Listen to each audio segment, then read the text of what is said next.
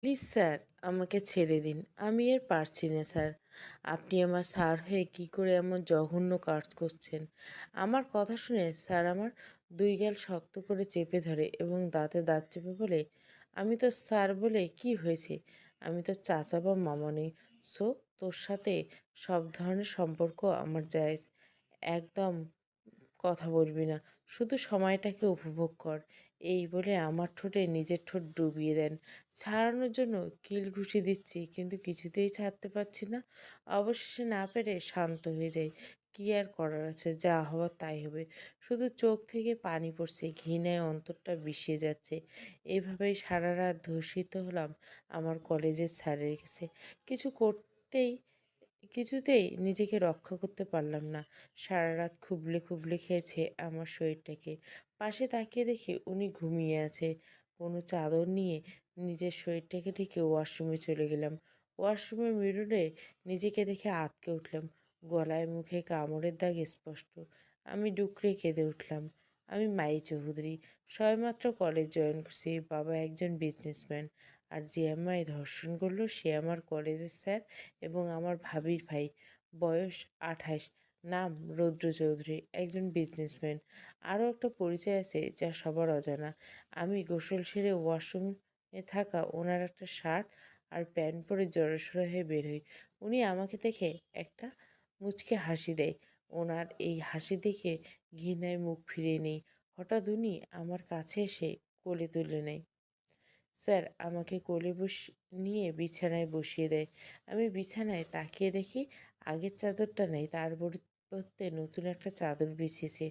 উনি আমাকে ওনার দিকে ফিরিয়ে আমার দুই গালে হাত দিয়ে অতি নরম স্বরে বলে, "আমি খুব খুব সরি। আমি এমনটা করতে চাইনি, বিশ্বাস করো।" তখন আমার মাথায় কাজ করছিল না। রাগে হিতাহিত জ্ঞানটা হারিয়েছিলাম। ওই ছেলেটা তোমার পেটে হাত দিয়েছিল, যা দেখে আমি সহ্য করতে পারছিলাম না। আমি রাগে কন্ট্রোল হারিয়ে ফেলেছিলাম। প্লিজ আমাকে মাফ করে দাও। আমি ওনার হাতটা এক ঝটকা মেরে দূরে সরিয়ে দিয়ে রেগে বলতে থাকি, আপনার সরি বলাতে কি সব কিছু আগের মতো হয়ে যাবে? নারীদের সবচেয়ে মূল্যবান সম্পদ তার সতীত্ব। আর আপনি সেই সতীত্বটাই কেড়ে নিলেন। জানোয়ারের মতো খুবলে খুবলে খেয়েছেন আমার শরীরটাকে। আমাকে আপনার ভোগের বস্তু বানিয়েছেন। একটা সামান্য কারণে আপনি আমায় করলেন এই ছেলেটার থেকেও আপনি আরও নিকৃষ্ট, জঘন্য। আপনি একটা চরিত্রহীন নারীবাজ লোক। আপনাকে আমি ঘৃণা করি, শুধু ঘৃণাই করি। আপনার এই জঘন্য মুখটা আমি আর দেখতে চাই না। চলে যান আমার চোখের সামনে। স্যার আমার কথায় রেগে যান। আমার চুলের মুঠি শক্ত করে চেপে ধরেন। নিজের কাছে নিয়ে আবারও আমার ঠোঁটে ওনার ঠোঁট মিলিয়ে দেয়। ওনার সব রাগ আমার ঠোঁটের উপর যাচ্ছে, কামড়িয়ে ঠোঁটটাকে কেটে ফেলছে। ঠোঁট থেকে রক্ত পড়ছে, আমি কিছুতেই ছাড়াতে পারছি না নিজেকে তার থেকে। কিছুক্ষণ পর ঠোঁটের উপর অত্যাচার চালিয়ে আমাকে ছিটকে দূরে সরিয়ে দেয়, যার ফলে আমি ফ্লোরে পড়ে গিয়ে একটু ব্যথা পাই। কিন্তু মনের ব্যথার কাছে এই ব্যথা কিছুই না। আমি শুধু কাঁদছি। স্যার আবারও আমার চুলের মুঠি ধরে রাগী গেলে বলল, "আমি তোকে ভালোভাবে বুঝিয়ে চেয়েছিলাম কিন্তু তুই বুঝলি না। তুই আমাকে চরিত্রহীন আর নারীবাজ বললি, তাই তো? তবে এখন থেকে দেখবি এই চরিত্রহীন লোকটা তোর সাথে আরও কী করতে পারে। আজ থেকে দেখতে পাবি এই চরিত্রহীন লোকটার আসল রূপ।" এই বলে উনি রুম থেকে বেরিয়ে যান। আমি ওনার যাওয়ার দিকে তাকিয়ে চোখে পানি ফেলতে পারি আর মনে পড়ে যায় কাল সন্ধ্যার ঘটনা। স্যারের ছোট বোনের বিয়ে উপলক্ষে ভাবির সাথে এই বাড়িতে এসেছি। কাল রিমা আপুর গায়ে হলুদ ছিল। সবাই মিলে শাড়ি পরছে, ভাবির জোড়াজুড়িতে আমিও শাড়ি পরছিলাম। হঠাৎ সময় আমার পেট থেকে শাড়িটা সরে যায়, যা আমি খেয়াল করিনি। আমি স্টেজ থেকে একটু দূরে দাঁড়িয়েছিলাম।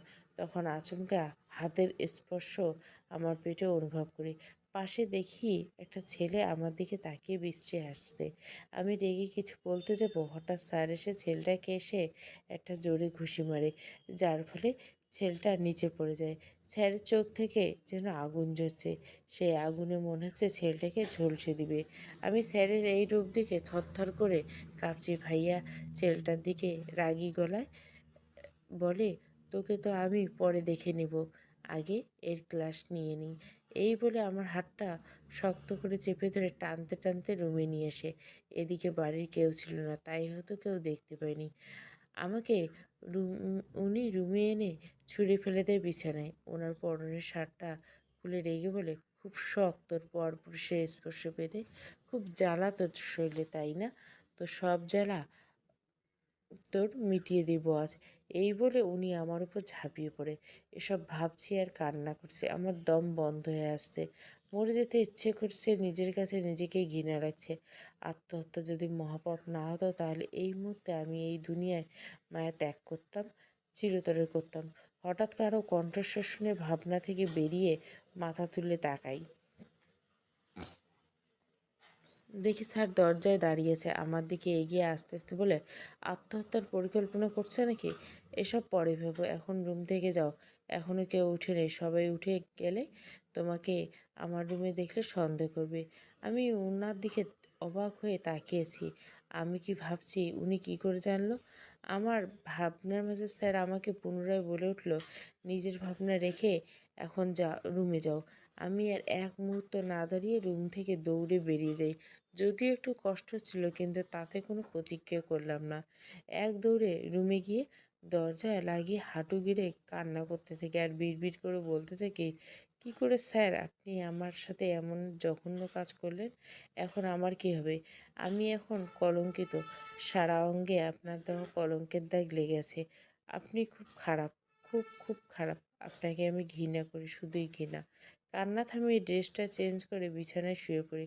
ভালো লাগছে না কিছু, শরীরটা খুব ব্যথা করছে আর চোখ থেকে অবিরাম পানি গড়িয়ে পড়ছে। হঠাৎ দরজায় কড়াঘাতে পিট পিট করে চোখ তুলে তাকাই। ওই সময় কাঁদতে কাঁদতে কখন যে ঘুমিয়ে পড়ছি বুঝতেই পারিনি। দরজার ওপাশ থেকে ভাবির কণ্ঠস্বর ভেসে এসলো, বর্ষা, মাহি, অনেক বেলা হয়ে গেছে, ঘুম থেকে ওঠো। দেখো সবাই তোমার জন্য অপেক্ষা করছে, সবাই সাজতে পার্লার যাবে। আমি নিজেকে ঠিক করে দরজা খুলে দেই। ভাবি আমার দিকে তাকে প্রশ্ন করে, বর্ষা, এ কি মাহি, তোমার চোখ এমন ফোলা ফোলা লাগছে কেন, কী হয়েছে? মাহি, তেমন কিছু না ভাবি, এই তো একটু মাথাটা ব্যথা করছিল, তাই একটু এমন লাগছে। ভাবি ব্যস্ত হয়ে যায়। বর্ষা, সে কি আমাকে ডাকলো না কেন? দাঁড়াও, আমি কিছু মেডিসিন আনছি, মেডিসিন খেয়ে নেবে। ভাবি ব্যস্ত পাই রুম থেকে ত্যাগ করে। আমি একটা দীর্ঘশ্বাস ফেলে বিছানায় বসি। হঠাৎ আমার চোখ যায় টেবিলের উপর, সেখানে একটা শপিং ব্যাগ রাখা। আমি ভুরু কুঁচকে তাকিয়ে ব্যাগটা হাতে নিয়ে ব্যাগটা খুলে সেখানে একটা লাল গাউন। আমি গাউনটা হাতে দেখি, ফুল হাতা ও ফুল গলা, ভারী অসম্ভব সুন্দর একটা গাউন। জামার ভিতর থেকে একটা ভাঁজ করা কাগজ পাই। কাগজের ভাঁজটা খুলে চোখের সামনে ধরতে গুটি গুটি অক্ষরে লেখা, এই জামাটা পরে নিও। আর যদি না পরতে চাও তাতে আমার কোনো সমস্যা নেই। মানুষ তোমাকে এই অবস্থায় দেখলে তোমাকে সন্দেহ করবে, খারাপ বলবে, চরিত্রহীন মেয়ে বলে আখ্যায়িত করবে তোমাকে। অবশ্য তাতে আমার কিছু যায় আসে না। আর আমাকে দোষ দিতেও পারবে না, কারণ তোমার কাছে কোনো প্রমাণ নেই আমাকে ফাঁসানোর মতো। সো ভালো মেয়ের মতো গ্রাউন্ডটা পরে নাও। পার্লারে যাওয়ার কোনো প্রয়োজন নেই। যদি আমার কথা অমান্য করো তাহলে তো এর শাস্তি তোমাকে পেতে হবে জানেমান। আর হ্যাঁ, ব্যাগে দেখো একটা মেডিসিন আছে, ওটা খেয়ে নিও, নয়তো বিয়ের আগে বেবির মা হয়ে যাবে। লেখাটার পরে ঘৃণায় আমার চোখ থেকে পানি গড়িয়ে পড়ে। কত জঘন্য লোকটা, কত বড় একটা জঘন্য কাজ করেও তার ভিতরে সামান্যটুকু অপরাধবোধ কাজ করছে না। মন যাচ্ছে তো গ্রাউন্ডটাতে আগুন ধরে দেয়, কিন্তু আমি নিরুপায়। ভাবিকে দেখে তাড়াতাড়ি করে সব গুছিয়ে বালিশের নিচে রেখে দেই। ভাবি আমাকে খাইয়ে দিচ্ছে। ভাবি আর আমার সম্পর্কে একদম বন্ধুর মতো। রৌদ্র, হুম, বলো আসিফ। আসিফ স্যার, আপনি যে ছেলেটাকে বলেছিলেন তুলে আনার জন্য, তাকে তুলে আনা হয়েছে। রৌদ্র, ওকে আমি আসছি। এই বলে রৌদ্র ফোনটা পকেটে রেখে ভিলেনের একটা হাসি দেয়। টর্চার সেল একটা ছেলেকে হাত পা বাঁধা অবস্থায় চেয়ারের সাথে বেঁধে রেখেছে, আর সামনে রৌদ্র চেয়ারের উপর পায়ের উপর পা তুলে বসে আছে। ঠোঁট লেগে আছে বাঁকা হাসি, আর চোখে জ্বলছে আগুন। সব মিলিয়ে রৌদ্রকে এক ভয়ঙ্কর মানব লাগছে। রৌদ্র চোখ তুলে ছেলেটার দিকে তাকায়, এতে যেন সামনে বসে থাকা ছেলেটা অন্তরাত্মা কেঁপে ওঠে। কি ভয়ঙ্কর লাগছে ওই চোখ দুটো। এ ছেলে আর কেউ না, ওই অনুষ্ঠানে মাহির পেটে যে ছেলে হাত দিয়েছিল, সেই ছেলেটাকে রৌদ্রের আদেশে এখানে তুলে আনা হয়েছে। আর রৌদ্র এই টর্চার ছেলে, একবার যাকে আনা হয় সে আর জীবিত অবস্থায় ফিরে যেতে পারে না। রৌদ্রের কাছে অপরাধ আর ভুলের কোনো ক্ষমা হয় না। তার একমাত্র শাস্তি হলো মৃত্যুদণ্ড। রৌদ্র চেয়ার থেকে উঠে ছেলেটা চারপাশে ঘুরতে থাকে আর বলতে থাকে, রৌদ্র, তুই কাকে নোংরাভাবে স্পর্শ করছিস জানিস? আমার কলিজাকে, যাকে এত বছর যত্নে এই বুকে লালিত করে এসেছে, যাকে সব কিছু থেকে সেভ করেছি আমি, যাকে আমার এইখানে জায়গা দিছে বুকের বাম পাশে হাত দিয়ে বলে, আর তুই তাকে নির্দ্বিধায় ছুঁয়ে দিলে, যাকে আমি এতদিন কাছে পেয়ে স্পর্শ করি নাই, তাকে আপন করে পাওয়ার, তাকে স্পর্শ করার জন্য প্রতিটা রাত ছটফট করেছি, তাকে দেখার জন্য আমার প্রতি দুটি চোখ, প্রতিটি ক্ষণ, প্রতিটি মুহূর্ত তৃষ্ণায় কাতর হয়ে থাকতে, যাকে আমি কষ্ট দেওয়া তো দূর, একটা ফুলের টোকাও দিতে দুবার ভাবতাম। আজ ওকে শুধু তোর কারণে কষ্ট দিয়েছি, বাজেভাবে ছুঁয়ে দিচ্ছি, তো তোর কারণে ওর চোখে আমি ঘৃণা দেখতে পেয়েছি, তোকে আমি বাঁচিয়ে রেখি কী করে বল? ছেলেটা ভয়ে কান্না করতে করতে বললো, ভাইয়া আমাকে মাফ করে দাও, আমার ভুল হয়ে গেছে, ভাইয়া আমাকে একটু দয়া করুন। কিন্তু রৌদ্রের সামনে এতটুকু দয়ার সঞ্চার হলো না। সে বলে, রৌদ্র, আমার কাছে ভুলের কোনো ক্ষমা হয় না, আর একমাত্র শাস্তি মৃত্যু। তুই এই চোখে দিয়ে আমার নিষ্পাপ পাখির দিকে পাপির নজর দিয়েছিস, আজ তোর চোখ উপড়ে ফেলবো। এই বলে রৌদ্র ছেলেটাকে কথা বলার সুযোগ না দিয়ে গরম লোহাটা চোখে ঢুকিয়ে দেয়। ছেলেটা গগন বিদারী চিৎকার দিয়ে ওঠে। রৌদ্র এতটুকুতে থেমে থাকে না, এক কূপে হাতটা বাহু থেকে আলাদা করে দেয়, এরপর দুইটা গুলি করে ছেলেটার বাঁ পাশে। ছেলেটা সেখানেই মারা যায়। আশিফ একটু দূরে এসব পর্যবেক্ষণ করছে, এতে তার কোনো হেলদোল নেই, কারণ এসবও অভ্যস্ত। আর পাশে দাঁড়িয়ে গার্ডরা ভয়ে থরথর করে কাঁপছে। রৌদ্র গাড়িতে উঠতেই তার ফোনটা সশব্দে বেজে উঠল। ফোন রিসিভ হলো। হ্যালো বলতে ওপাশ থেকে রৌদ্রের মায়ের কণ্ঠস্বর। আছিয়ে চৌধুরী, কিরে বাবা, আজকে একটা বাড়ি আনন্দের দিনে তুই বাড়িতে নেই, কোথায় গিয়েছিস? রৌদ্র, আমার একটা জরুরি কাজে এসেছিলাম আর এখানে এসছি। আসিয়া চৌধুরী, আজকের দিনও তোর কাজে যেতে হবে? আজ তোর বোনের বিয়ে, বড় ভাই হিসেবে তোর দায়িত্ব আছে না? রৌদ্র, সে তো আছে, কিন্তু কাজটা খুব জরুরি, তুমি ফোন রাখো, আমি 20 মিনিটে আসছি। রৌদ্র তার বাগান বাড়িতে যায়, কারণ এই রক্তমাখা ড্রেস নিয়ে আর ওখানে যেতে পারবো না। রৌদ্রের একটা আলাদা বাগান বাড়ি আছে, যা অন্য কেউ জানে না। বাড়িতে 2 তলা বিশিষ্ট, খুব সুন্দর বাড়িটা। এক প্রায় সময় রৌদ্র এখানে এসে থাকে। রৌদ্র যখন সদর দরজা দিয়ে ভেতরে ঢুকে, তখনই রৌদ্রের চোখ যায় উপরের সিঁড়ির দিকে। সেখানে যেন রৌদ্র থমকে যায়, তার হৃদস্পন্দন হাজারো গতিতে ছুটছে। রৌদ্র এক দৃষ্টিতে তাকিয়েছে সিঁড়ি দিয়ে নেমে আসা মায়ের দিকে। লাল গ্রাউন্ডটা মাইকে একদম পরীর মতো লাগছে। রুদ্র তার হাতটা বুকের বাম পাশে চেপে ধরে বলে, রুদ্র, ও, কন্ট্রোল কন্ট্রোল, এভাবে লাফাচ্ছিস কেন? বের হয়ে আসতে চাইছিস নাকি? রুদ্র নিজেকে কোনোভাবে সামলিয়ে আশেপাশে তাকে দৃষ্টিপাত করতে দেখতে পায় ছেলেরা মায়ের দিকে হা করে তাকিয়েছে। এতে রৌদ্রের খুব রাগ হয়। রেগে হাত মুষ্টিবদ্ধ করে নেয়। তার অ্যাঞ্জেলকে অন্য কেউ দেখবে, তাকে দেখার একমাত্র অধিকার শুধু রুদ্র চৌধুরী। তাকে স্পর্শ করা, তাকে ভালোবাসা, তাকে শাসন করা, সব কিছুর অধিকার শুধু রুদ্রর, অন্য কারো নয়। মাহির ভালোবাসার এক ফোঁটা ভাগ সে অন্য কাউকে দিতে রাজি নয়। মন চাচ্ছে ছেলেগুলোর চোখগুলো উপড়ে ফেলতে। কত বড় সাহস! তার অ্যাঞ্জেলের দিকে নজর দেয়। সিঁড়ি দিয়ে নামার সময় হঠাৎ মাহির চোখ যায় রুদ্রের দিকে। লোকটাকে আজকে মারাত্মক সুন্দর লাগছে মাহির কাছে। মেয়েরা তো চোখ দিয়ে গিলে খাচ্ছে মনে হয়।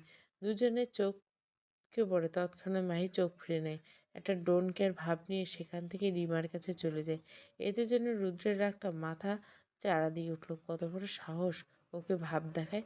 রুদ্র বিড়বিড় করে বলল, একবার একা পাই, তারপর তোমার ভাব নেওয়া ছোটাবো। বর এসেছে, বর এসে বলে যে চারিদিকে চিল্লাচ্ছে। সবাই গেটের কাছে দৌড়ে যায়। মাহি যেতে যাবে অমনি কেউ হ্যাঁচকা টানে দেওয়ালের সাথে চেপে ধরে। মাহি ভয়ে মাথা তুলে তাকায়, দেখে রুদ্র তার সামনে অগ্নিমূর্তি ধারণ করে দাঁড়িয়েছে। মাহি ভয়ে ভয়ে বলে, মাহি, আমাকে এভাবে ধরে রেখেছেন কেন? প্লিজ ছেড়ে দিন, কেউ সে দেখে গেলে খুব খারাপ হয়ে যাবে।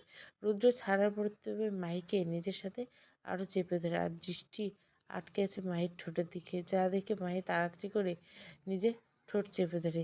মাহি, এই আপনার নজর এত খারাপ করে বারবার আমার ঠোঁটের উপর হামলা করে বসেন? আমার ঠোঁটকে আপনার বাপের সম্পত্তি? রুদ্র, ছি, কি বলো? এসব আমার বাপের সম্পত্তি হতে যাবে কেন? তুমি তো আমার নিজস্ব সম্পত্তি। এই বলে রুদ্র মাহির কপালে সময় নিয়ে একটা চুমু খায়। মাহিকে ছেড়ে দিয়ে বলে, রুদ্র শোনো, কোনো ছেলের সাথে কথা বলবে না, ছেলেদের থেকে দূরে দূরে থাকবে, মনে থাকে যেন। মাহি সেই হিসাবে তো আপনার থেকেও দূরে থাকার কারণ। আপনিও তো ছেলে।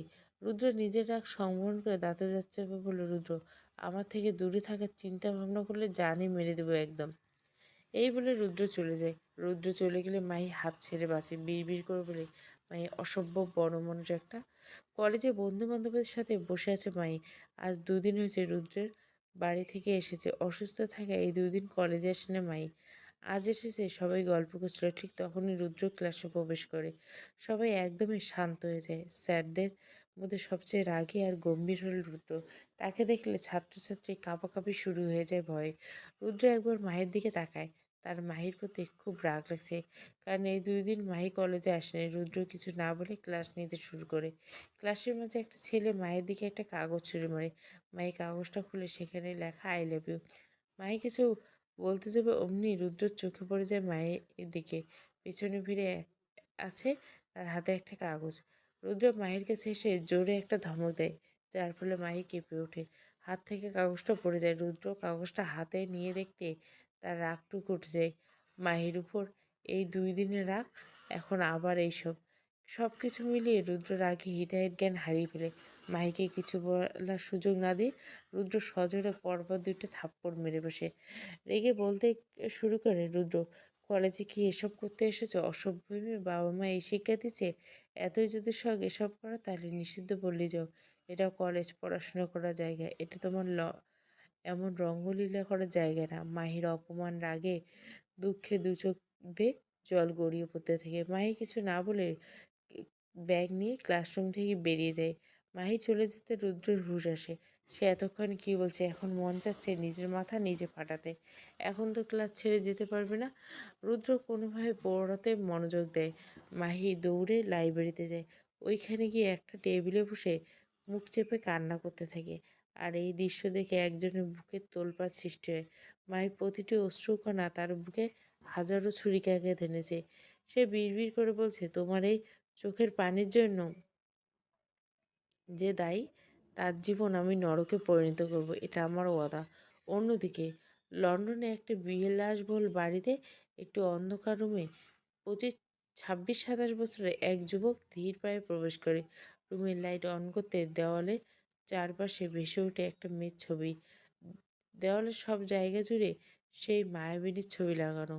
ছেলেটা একটা ছবিতে হাত বুলিয়ে বলে, খুব শীঘ্রই আসছি মাই প্রিন্সেস, তোমাকে আমার করে নেওয়ার জন্য, আর এই রুদ্র চৌধুরীর সাথে পুরনো সব কিছুর হিসাব মেলাতে। রুদ্র নিজের রুমে সব জিনিসপত্র ভাঙচুর করছে। তার চোখের সামনে বারবার মাহির কান্নারত মায়াবী মুখটা ভেসে আসছে। কি করে পারলো তার অ্যাঞ্জেলটাকে এভাবে কষ্ট দিতে? রুদ্র যেন কলিজা ছিঁড়ে যাচ্ছে। কেন যে তার রাগটা সামলাতে পারে না। রুদ্র তার হাতের দিকে তাকিয়ে বলে, রুদ্র, এই হাতটাকে আমি আর কলিজাটাকে মেরেছে আমার কারণে? আমার পাখিটার চোখে অশ্রু ঝরেছে, এই হাত আমি রাখবো না।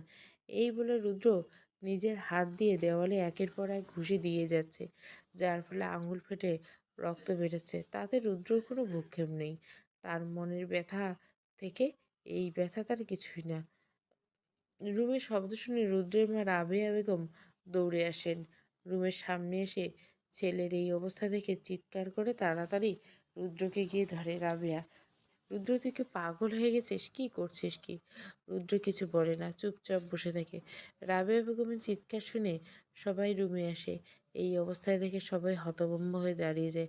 কারো মুখে কোনো কথা নেই। রুদ্রের আগে তারা জানে, কিন্তু আজকের মতো এমন পাগলামি করতে কেউ কখনো দেখেনি। রাবেয়া বেগম সযত্নে রুদ্রের হাতটা ব্যান্ডেজ করে যায়। রুদ্রকে এমন করার কারণ আর জিজ্ঞাসা করলো না রাবেয়া বেগম, কারণ তিনি বুঝতে পারছেন ছেলে তার কোনো কারণে কষ্ট পেয়েছে। এমন বা হাজারবার জিগাইলেও একটু টু শব্দ মুখ থেকে বের করবে না। তাই তিনি সবাইকে নিয়ে রুম থেকে বেরিয়ে যান। রুদ্র মাথা চেপে বসে আছে বিছানায়। তার মন চাচ্ছে ছুটে যেতে তার পাখির কাছে। এই বক্ষপিঞ্জরে আবদ্ধ করে নিতে চাইছে, কিন্তু মন চাইলে তো আর সব কিছু সম্ভব না। রুদ্রের চোখ থেকে দুফোঁটা পানি গড়িয়ে পড়ল। বিকাল 4টা। মাহির কিছু ভালো লাগে না, তাই সে ঈশাকে নিয়ে একটু ঘুরতে বেরিয়েছিল। ঈশা মাহির ছোট চাচার মেয়ে। তারা সমবয়সী, একসাথে পড়াশোনা করে।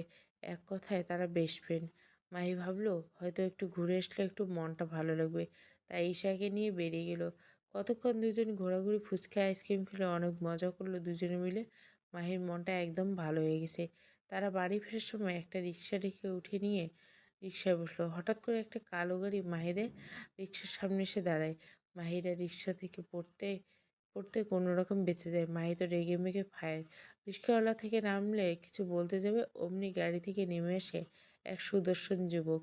পরনে black pant, white shirt, silky চুলগুলো কপাল ছড়িয়ে ছিটিয়ে আছে, চোখে কালো চশমা, ঠোঁটে তার মুচকি হাসি। ছেলেটি মায়ের সামনে এসে দাঁড়ায়। ছেলেটাকে দেখে মায়ের আর সহ্য হলো না। একে তো আচমকা গাড়িটা সামনে নিয়ে এসেছে, এখন আবার ভাব দেখে হাসছে। মাহি রেগে ছেলেটার চোখ থেকে রোড চশমাটা রাস্তায় ছুঁড়ে মারে। ছেলেটা আশ্চর্য হয়ে মায়ের মুখের দিকে তাকিয়ে থাকে। ছেলেটা যখন বুঝতে পারলো আসলে তার সাথে কি হয়েছে, তখন ছেলেটা শক্ত কণ্ঠে বলে উঠল, এই যে আপনি আমার চশমাটা এভাবে ফেলে দিলেন কেন? জানেন ওই চশমাটার দাম? মাহি, বেশ করেছি, ফেলে দিয়েছি। কানার কানার মতো এভাবে চশমা পরে আছেন। কানা সেজে গাড়ি চালালে এমনই হবে। এখন থেকে সাবধানে গাড়ি চালাবেন। এখন যে চশমাটায় ভেঙেছে, পরের বার আপনার মাথার চুলগুলো সব উপড়ে ফেললো, যত সব আজাইরি লোক। ছেলেটা মুগ্ধ হয় মায়ের রাগী চেহারার দিকে। আছে আচমকা ছেলেটা বলে, আমার রাগিনী। মাহি এই কথা শুনে ভ্যাবাচ্যাকা খেয়ে যায়। যে ছেলেটার দিকে তাকিয়ে বোঝার চেষ্টা করছে কথাটা কাকে বলছে। মাহির এমন তাকানো দেখে ছেলেটা হুঁশ আসে। না মানে, আসলে আমি দেখতে পাইনি, তার জন্য সত্যি দুঃখিত। মাহি কিছু বলল না, ঈশাকে চলে যায়। ছেলেটা মাহি যাওয়ার দিকে তাকিয়ে মুচকে হাসি দিয়ে বলে ওঠে, ইস, আমার রাগিনীকে রাগলে কতটা কিউট লাগে। ছেলেটার নাম আরিয়ান মির্জা, একজন বিজনেসম্যান। এতদিন লন্ডনে ছিল, আজ এই দেশে ফিরছে। সে ইচ্ছা করে মায়ের রিক্সার সামনে তার গাড়িটা এসে থামিয়েছিল। যে রাগী চেহারা তার প্রেমে পড়েছিল সে একদিন, সেই চেহারাটাকে এতদিন খুব মিস করছে। এতদিন পর আবারও দেখলো। আরিয়ান একটা মুচকি হাসি দিয়ে গাড়ি নিয়ে সেখান থেকে চলে যায়। আসিফ, স্যার, আরিয়ান মির্জা দেশে ফিরেছে আজ। রুদ্র, ও তাই নাকি? তাহলে তো জমবে খেলা। আসিফ, উফ স্যার, ওনাকে মাহি ম্যামের সাথে দেখেছি অনেকক্ষণ দাঁড়িয়ে কথা বলতে, কিন্তু তাদের মাঝে কি হয়েছে আমি শুনতে পাইনি। এই কথা শুনে রুদ্র রেগে দাঁতে দাঁত চেপে বলে ওঠে, রুদ্র, ও আমার মাহির দিকে নজর দিয়েছে, আমার মাহিকে আমার থেকে কেড়ে নিতে চাইতো। তা তো আমি কোনো দিন হতে দেব না। আগেরবার ছেড়ে দিলেও এখন আর ছাড়বো না। আমার আপনজনদের কেড়ে নেওয়া ওর অভ্যাসে পরিণত হয়েছে, এবার তা হতে দেব না। এই বলে রুদ্র ফোন রেখে রাগে সাপের মতো ফুসফুস করতে থাকে আর বিড়বিড় করে বলতে থাকে, রুদ্র, আমি তোমাকে অন্য কারো হতে দিব না। তুমি শুধু আমার, শুধু আমার।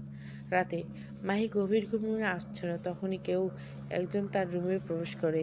জানলা দিয়ে চাঁদের আলোয় মাহির মুখমণ্ডলের উপরে পড়ছে, তাতে যেন মাহিকে জ্যোৎস্নাকন্যা লাগছে।